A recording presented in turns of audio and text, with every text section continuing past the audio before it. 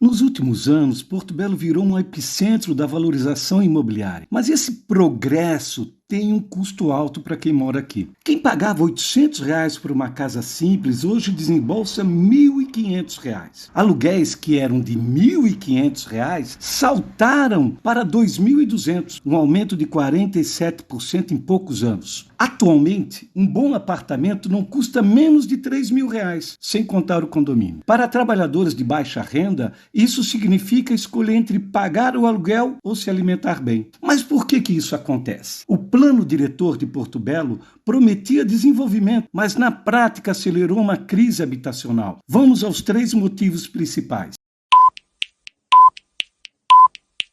O sumiço das casas. Com febre dos prédios de alto padrão, casas foram compradas e demolidas para dar lugar a empreendimentos de luxo. E o resultado? Menos imóveis para alugar e mais gente competindo pela sobra. Em 2022, Porto Belo já tinha 3,7 bilhões em investimentos imobiliários, mas quase nada para a classe C e D. Em alguns bairros, como Perequê, o metro quadrado valorizou 345%. E adivinhe, quem paga a conta? Quem precisa morar perto do trabalho ou simplesmente morar em Porto Belo? Segundo motivo, a valorização brutal dos imóveis, o efeito dominó. O preço dos terrenos disparou. Um lote que custava R$ 2.700 o metro quadrado, hoje vale R$ 12.000 o metro quadrado. Isso se reflete nos aluguéis, pois o valor do imóvel determina o valor do aluguel. Sem controle, virou um círculo vicioso. Prédios caros,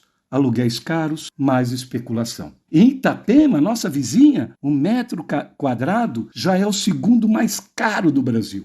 E Porto Belo segue o mesmo caminho. Quem ganha salário mínimo não tem chance. Terceiro motivo, especulação e exclusão. É a cidade dos ricos. O plano diretor aprovado em 2020 liberou a verticalização sem planejar moradia popular. Das 200 construtoras na cidade, quase nenhuma foca em imóveis acessíveis. O público-alvo é a classe AAA, com apartamentos de 1,4 milhão. Enquanto isso, famílias dividem casas e moram em cidades vizinhas. E o pior, salários não acompanharam.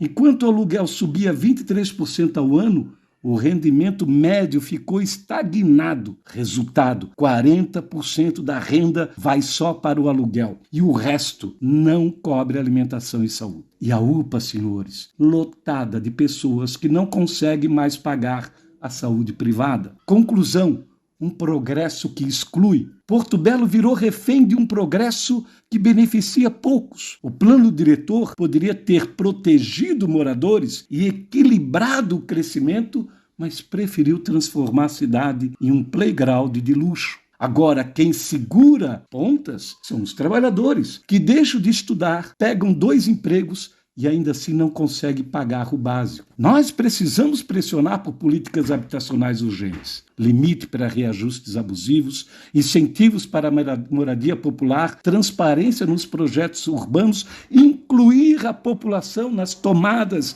de decisão, já que são aquelas mais impactadas pelas decisões equivocadas dos seus gestores. Se nada for feito, Porto Belo será só para milionários. E os verdadeiros construtores da cidade estarão nas ruas. Essa história não é sobre números, é sobre pessoas que estão perdendo seu lugar na cidade que ajudaram a construir.